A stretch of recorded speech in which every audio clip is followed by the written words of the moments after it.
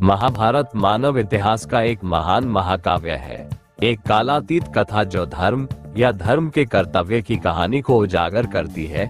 जटिल संबंधों, शक्तिशाली युद्धों और गहरे नैतिक सबकों के बीच पीढ़ियों को समेटे हुए यह महाकाव्य पांडवों और कौरवों की नियति को प्रकट करता है, जो शक्ति, सत्य और न्याय के संघर्ष में फंसे हुए चचेरे भाई हैं। महाभारत के केंद्र में अच्छाई और बुराई के बीच का शाश्वत संघर्ष, मानव कमजोरियां और उच्चतर ज्ञान की खोज है।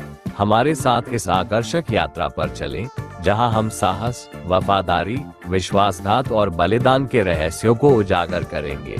अगर आपको हमारा कंटेंट पसंद आ रहा है तो कृपया लाइक और कमेंट करें, और अगर आप नए हैं तो चैनल को सब्सक्राइब करना न भूलें ताकि आपको आने वाले वीडियो का नोटिफिकेशन मिलता रहे। इसकी कहानी प्राचीन भारत में कौरव और पांडव राजकुमारों के बीच संघर्ष और उनके जीवन में आने वाले विभिन्न उतार चढ़ाव के इर्द गिर्द घूमती है। ये कहानी कुरुक्षेत्र के युद्ध से जुड़ी है, जो पांडवों और कौरवों के बीच हुआ था। आइए इस महागाथा के मुख्य घटनाक्रम को संक्षेप में समझते हैं। 1. राजा शांतनु और भीष्म की प्रतिज्ञा। हस्तिनापुर के राजा शांतनु गंगा से विवाहित थे और उनके पुत्र का नाम देवव्रत भीष्म था। बाद में शांतनु को सत्यवती नामक कन्या से प्रेम हुआ। सत्यवती के पिता ने शर्त रखी कि सत्यवती के पुत्र ही हस्तिनापुर के सिंहासन पर बैठेंगे।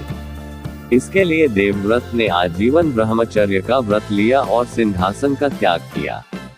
इस प्रतिज्ञा के कारण देवव्रत का नाम भीष्म पड़ा। में सत्यवती के दो पुत्र थे, चित्रांगद और विचित्रवीर्य। चित्रांगद सत्यवती के बड़े पुत्र थे।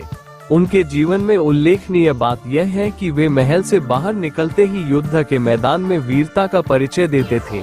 चित्रांगद ने गंधर्वों से युद्ध किया और इस युद्ध में वे मारे गए। विचित्रवीर्य सत्यवती के छोटे पुत्र थे। चित्रांगद की मृत्यु के बाद उन्हें राजा बनाया गया। विचित्रवीर्य ने काशी नरेश की 3 पुत्रियों अंबा, अंबिका और अंबालिका में से अंबिका और अंबालिका से विवाह किया, जबकि अंबा ने विवाह से इनकार कर दिया। विचित्रवीर्य की असमय मृत्यु हो गई और वे संतानहीन ही रह गए। विचित्रवीर्य की मृत्यु के बाद हस्तिनापुर के सिंहासन का उत्तराधिकारी कोई नहीं था।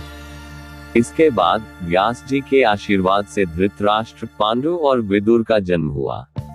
धृतराष्ट्र अंधे थे, पांडु को हस्तिनापुर का राजा बनाया गया। पांडु की 2 पत्नियां थीं, कुंती और माद्री। कुंती को सूर्य देव से वरदान था, जिससे उसने युधिष्ठिर, भीम और अर्जुन को जन्म दिया, जबकि माद्री से नकुल और सहदेव का जन्म हुआ। धृतराष्ट्र के पुत्रों को कौरव कहा गया, जिनमें सबसे बड़े पुत्र का नाम दुर्योधन था। पांडव और कौरव साथ में बड़े हुए, लेकिन दुर्योधन पांडवों से द्वेष रखता था। दुर्योधन ने पांडवों को जलाने की योजना बनाई और उन्हें एक लाक्षागृह में भेजा, जिसे आग लगाने की योजना थी। पांडव अपनी मां कुंती के साथ भाग निकले और वन में समय बिताया। वहां उन्होंने हिडिंबा, बकासुर और कई अन्य दैत्यों का वध किया और द्रौपदी से विवाह किया। इंद्रप्रस्थ का निर्माण। पांडवों ने हस्तिनापुर लौटकर अपने अधिकार की मांग की। उन्हें खांडवप्रस्थ का एक सूखा और बंजर भूमि का हिस्सा मिला, जिसे उन्होंने इंद्रप्रस्थ के रूप में एक सुंदर नगर में बदल दिया। दुर्योधन ने शकुनी के साथ मिलकर युधिष्ठिर को जुए में हराने की योजना बनाई।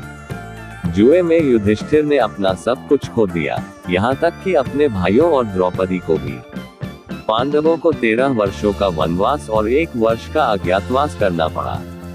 वनवास और अज्ञातवास के बाद जब पांडव वापस लौटे तो उन्होंने अपना राज्य लौटाने की मांग की। दुर्योधन ने इसे अस्वीकार कर दिया और युद्ध अवश्यंभावी हो गया।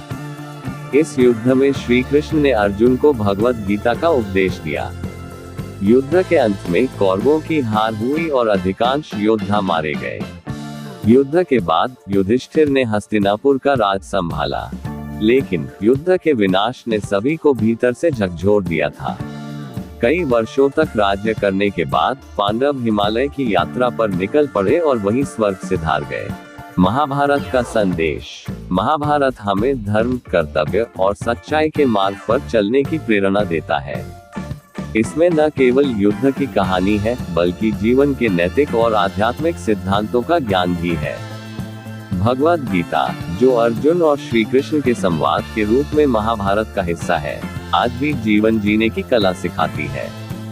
महाभारत का ये संपूर्ण कथा एक गहन और विस्तृत गाथा है, जो हमें सही और गलत, न्याय और अन्याय के बीच का अंतर समझने में मदद करती है।